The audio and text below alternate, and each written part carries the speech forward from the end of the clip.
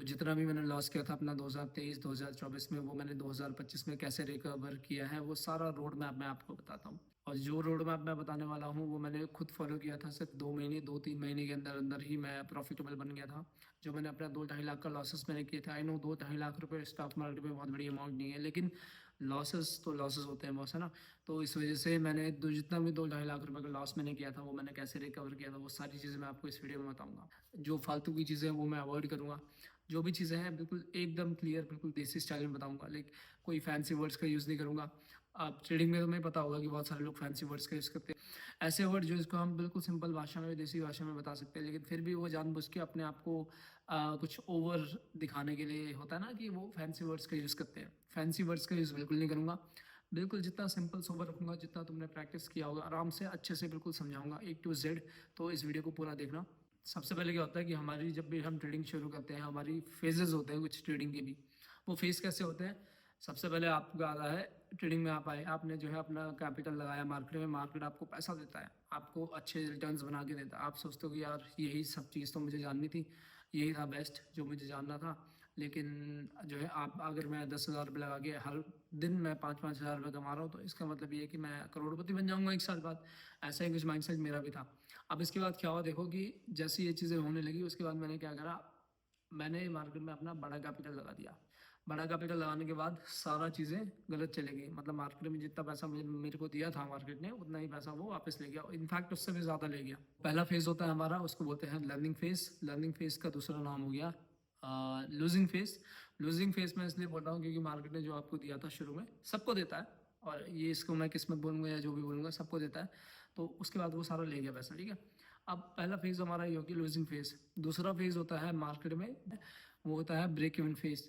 Break even phase वो phase होता है जब आपने दर बदर की ठोकरें खा ली है, उसके बाद आप सीखते हो मार्केट में, आप रियलाइज़ करते हो कि जो भी मैं आज तक कर रहा था वो सारी चीज़ें गलत थी। लेकिन अब से जो भी मैं चीज़ें करूँगा वो सारी चीज़ें बिल्कुल A to Z अच्छे से करूँगा, परफेक्टली करूँगा। और उसके अलावा उसी बेसिस पे आप क्या करते हो, उसी बेसिस पे आप अच्छे इम्प्रूवमेंट्स लाना शुरू कर देते हो। आप बिल्कुल रिस्क मैनेजमेंट, आप प्रॉपर जो है प्रॉपर तरीके से ट्रेड करते हो, आप ओवर ट्रेडिंग नहीं करते हो, आप रिस्क मैनेज करके चलते हो, आप मनी मैनेज करके चलते हो। आप अच्छे से अपने आप को लर्न करके आप सीखते हो मार्केट में, आप एज अ स्टूडेंट सीखते हो, उसके बाद आप मार्केट में उतरते हो। ये हो गया हमारा दूसरा फेज़, ठीक है। इसको बोलते हैं break even phase. Break even phase की दूसरी खासियत क्या है, आपके ना तो लॉसेस हो रहे होते हैं मार्केट में, ना तो आपका प्रॉफिट हो रहा होता है। मतलब आप एक ऐसे फेज़ में हो जहाँ ना तो आपके लॉसेस चल रहे हैं, ना आपके प्रॉफिट चल रहे हैं, ठीक है। अब देखो, ना लॉस चल रहा है ना प्रॉफिट चल रहा है, तो इसका मतलब आपको ये फील होता है कि यार मैं कुछ कर ही नहीं रहा हूँ। ये मेन फेज़ होता है जिसमें आपका अगर रिकवर, आपने इस फेज़ को अगर पार कर दिया, उसके बाद आप प्रॉफिटेबल बन जाओगे। क्योंकि अगर ये फेज़ में आपने लगा कि यार मैं पहले तो लूज़ कर रहा था, अब तो मेरे में कुछ इंप्रूवमेंट नहीं आ रहा है, ये सेल्फ डाउट आता है, सबके मन में आता है। आपके मन में आएगा कि यार मैं तो पहले लूज़ कर रहा था, लेकिन अब तो लूज़ भी नहीं कर रहा और कमा भी नहीं रहा हूँ, अब तो मैं प्रॉफिट्स भी नहीं बना रहा हूँ, तो इसका मतलब मेरी स्ट्रैटेजी काम नहीं कर रही है, इसका मतलब मेरा, मैं कुछ नहीं कर रहा हूँ लाइफ में। तो ऐसा नहीं है। ब्रेक इवन फेज़ में अगर कोई बंदा आ गया ना, तो ऑलमोस्ट 90% जंग जीत चुका है, वो 90% ट्रेडर बन चुका है। अब उसको 10% काम करना है अपने प्रॉफिट होने में। अब वो कैसे होगा वो मैं बताऊँगा। तीसरा फेज़ आता है जो उसका नाम है प्रॉफिटेबल फेज़। उसका मतलब ये है कि आप प्रॉफिटेबल ट्रेडर बन चुके हो। आपने जो है सारे जो प्रोज एंड कॉन्स, सब सब चीज़ें A to Z आपने सीख चुका है ट्रेडिंग का। जितना बेवकूफ़ मार्केट ने आपको बनाना था, उतना बेवकूफ़ आप बन चुके हो। मेरा तरीका है मार्केट में ट्रेड करने का, तो जो मेरा तरीका है मार्केट में ट्रेड करने का वो है 1 आवर के बेसिस पे मैं चलता हूँ हमेशा। पहले मैं 5 मिनट बता, फिर मैं 15 मिनट हो गया, वहाँ भी मेरे को फ़ायदा नहीं मिला। अब मैं 1 आवर के बेसिस पे करता हूँ। 1 आवर के बेसिस पे जो भी चीज़ें मुझे देखनी होती है वो उस चीज़ें मैं देखता हूँ। सारी कन्फर्मेशन लेने के बाद मैं ट्रेड में घुसता हूँ। 1:2 मेरा मिनिमम रहता है। मैं जहाँ से बिलोंग करता हूँ उत्तराखंड से, तो वहाँ पे क्या होता है कि ना, हर घर में लगभग एक एक बंदा तो सरकारी नौकरी में है ही, और हम लोग अपनी पूरी लाइफ बिता देते हैं सरकारी नौकरी के पीछे तैयारी करने में। अब जैसे मान के एग्जांपल देता हूँ मैं तुम्हें, जैसे सपोज कोई बच्चा है, 12th उसने पास करा, अब 12th के बाद उसने ग्रेजुएशन वगैरह करा, वो जो भी उसकी डिग्री वगैरह लेनी है वो ली, कॉलेज के बाद अपनी तैयारी वाला फेज़ उसका शुरू हो गया। अब तैयारी वाले फेज़ में उत्तराखंड में क्या होता है कि 2-3 साल में 1-2 बार पेपर आते हैं। कोई ऐसा एग्ज़ाम नहीं है, मतलब मेरे हिसाब से तो ऐसा कोई एग्ज़ाम नहीं है जो हर साल आता होगा। अब 2-3 साल में तैयारी कर रहा हूँ, 2-3 साल में 1 बार पेपर आएगा, 1 बार एग्ज़ाम आएगा। उस एग्ज़ाम में भी कभी धांधलेबाजी चल जाती है, उस एग्ज़ाम में भी कभी जो है कुछ गड़बड़ हो जाती है, कभी कोई खा पी जाता है। समझ रहे हो ना तो मैं क्या कहना चाह रहा हूँ? तो वो सारी चीज़ें चलती रहती है। उसके बाद क्या होता है कि उस एग्ज़ाम का जो रिज़ल्ट आता है ना, सपोज़ वो मेरे फ़ेवर में नहीं गया, सपोज़ अच्छा चल गया, सब चीज़ ओके चल गया, एग्ज़ामिनेशन में कोई घपला नहीं हुआ, सपोज़ सब चीज़ अच्छा चल गया, एग्ज़ामिनेशन में कोई घपला नहीं हुआ, कुछ भी नहीं हुआ, उसके बाद क्या होगा कि मेरा रिज़ल्ट अच्छा नहीं आएगा, तो उस केस में मेरे 3 साल बर्बाद हो गए। तो डिप्रेशन होता है, डिप्रेशन के अलावा घर वालों के ताने अलग होते हैं। अब ये उनकी गलती नहीं है क्योंकि वो उसी समाज से आ रखे हैं, उनकी गलती नहीं है। तो मतलब ये सारी चीज़ें माइंड में चलती रहती है। सोसाइटी हमें ब्लेम करना शुरू कर देती है। सोसाइटी बोलती है यार क्या आपका बच्चा क्या कर रहा है?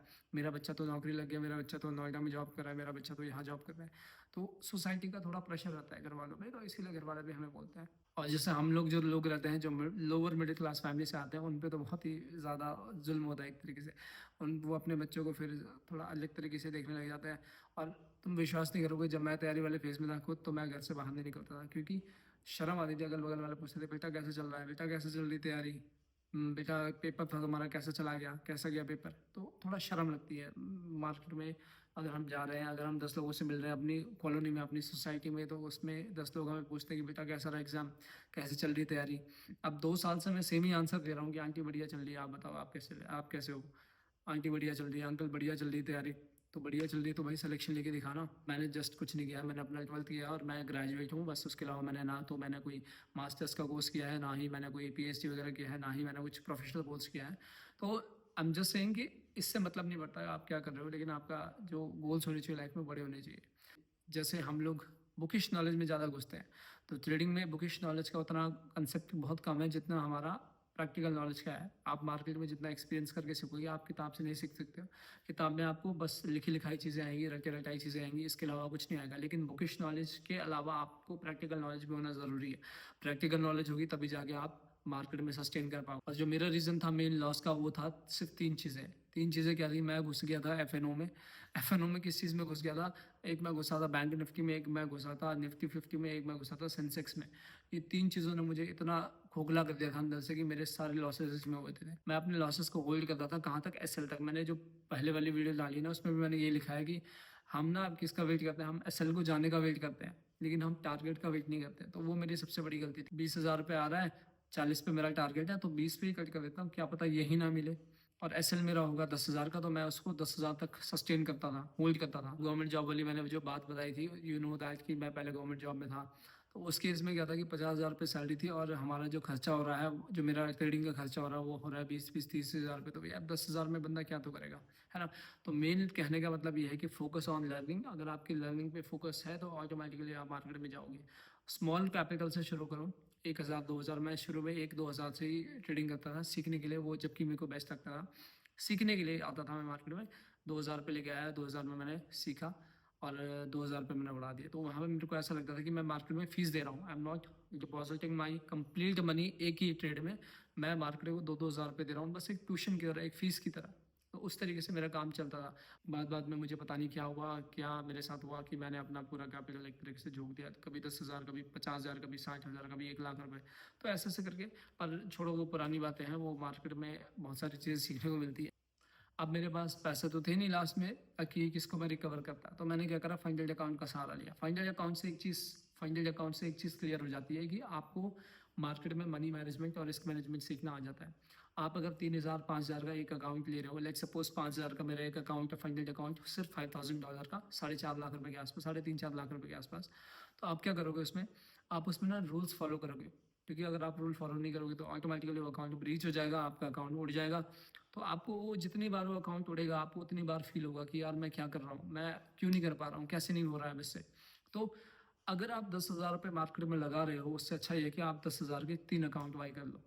3 अकाउंट आप बाई करोगे तो 3 अकाउंट में आप एक अकाउंट उड़ा दोगे, वो भी चला गया। दूसरा उड़ा दोगे तो वो भी चला गया। आपको ना हर बार वो बात चुभेगी कि यार मैं क्यों उड़ा रहा हूँ अपने अकाउंट, मेरे क्यों ब्लो हो रहे हैं अकाउंट्स हर बार, मैं क्यों रूल्स फॉलो नहीं कर रहा हूँ। तो फाइनल अकाउंट का मेन फ़ायदा है कि आप रूल्स फॉलो करते हो। रूल्स फॉलो करने के बाद आप प्रॉपर तरीके से रिस्क मैनेजमेंट करते हो, सब चीज़ आपका अच्छा सा हो जाता है। तो यही मेन रीज़न था फाइनल अकाउंट लेने का। और आज की डेट में फाइनल अकाउंट की ही हेल्प से मैं अच्छा कर रहा हूँ अपनी लाइफ में। दूसरों को बताना बंद कर दो कि मैं मार्केट में ट्रेडिंग भी करता हूँ, मैं स्टॉक मार्केट में भी हूँ, मैं इसमें भी करता हूँ, मैं ये भी करता हूँ, वो भी करता हूँ। क्योंकि देखो इसका मैं क्यों बता रहा हूँ आपको, अगर आप लोगों को बताओगे ना कि मैं मार्केट में ये भी करता हूँ, मतलब आप नॉर्मल से बता दो कि भाई मैं जॉब करता हूँ, मेरी 9 to 5 जॉब है, मैं इसमें काम करता हूँ, मैं उसमें काम करता हूँ, लेकिन आपको जब तक आप प्रॉफिटेबल नहीं हो जाते, आपको किसी भी लोग से, अपने दोस्तों को भी नहीं बताना है, अपने फैमिली को भी नहीं बताना है। तो ये मैं क्यों कह रहा हूँ, क्योंकि कल के दिन अगर आप खुदा न खास प्रॉफिटेबल नहीं हो रहे हो, आप अच्छा नहीं कर रहे हो स्टॉक मार्केट में या फिर किसी भी मार्केट में, आप स्टॉक आप स्टॉक्स में देख लो, आप एफ-एन-ओ में देख लो, आप फॉरेक्स में अच्छा नहीं कर रहे हो, आप क्रिप्टो में अच्छा नहीं कर रहे हो, तो तुम्हें पता क्या होगा?